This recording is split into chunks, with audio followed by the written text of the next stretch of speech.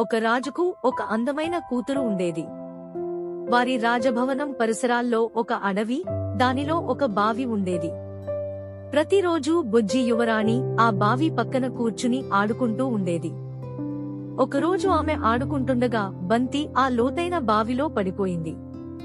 అయ్యో నా అందమైన బంతి అంటూ ఏడ్చిందా యువరాణి.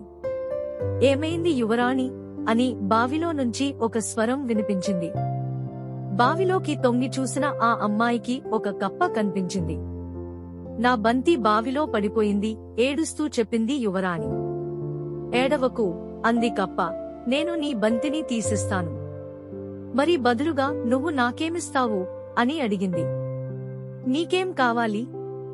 నా దుస్తులా, నా ఆభరణాలా, నా బంగారు కిరీటమా అని అడిగింది యువరాణి. అవేవీ కావు. నన్ను నీ స్నేహితుడిలా చేసుకుంటే చాలు. నన్ను నీ టేబుల్ పై కూర్చోనివ్వాలి, నీ బంగారు పళ్ళేల్లో తిననివ్వాలి, నీ బంగారు గ్లాసులో తాగనివ్వాలి. అప్పుడే నేను నీకు అందమైన బంతిని తెచ్చిస్తాను అంది కప్ప. సరే, నేనన్నింటికీ ఒప్పుకుంటున్నాను అంది యువరాణి. కప్ప ఒక్క ఉదుటున నీటిలోకి దూకి బంతిని పైకి తెచ్చింది. అంతే, యువరాణి గబుక్కున బంతిని లాక్కుని కనీసం కృతజ్ఞతలు కూడా చెప్పకుండా ఇంట్లోకి పరుగుపెట్టింది. ఆగు ఆగు అని అరిచింది కప్ప. కాని యువరాణి వినకుండా పరిగెత్తడంతో కప్ప చేసేదేమీ లేక బావిలోకి జారుకుంది. మరునాడు యువరాణి నిద్రలేచి బయటకు వస్తుంటే గుమ్మం దగ్గర ఆ కప్ప కనబడింది. ఆ కప్పను చూడగానే యువరాణి తలుపు మూసి తండ్రి దగ్గరకు పరిగెత్తింది. ఏమైంది తల్లీ అని అడిగాడు రాజు.